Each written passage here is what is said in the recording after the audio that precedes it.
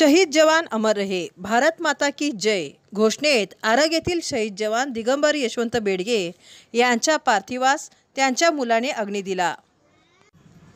शहीद जवान दिगंबर यशवंत बेडगे अनंतात विलीन। दिल्ली येथून प्रशिक्षणासाठी जात असताना मथुरेजवळ त्यांना हृदयविकाराचा झटका आला।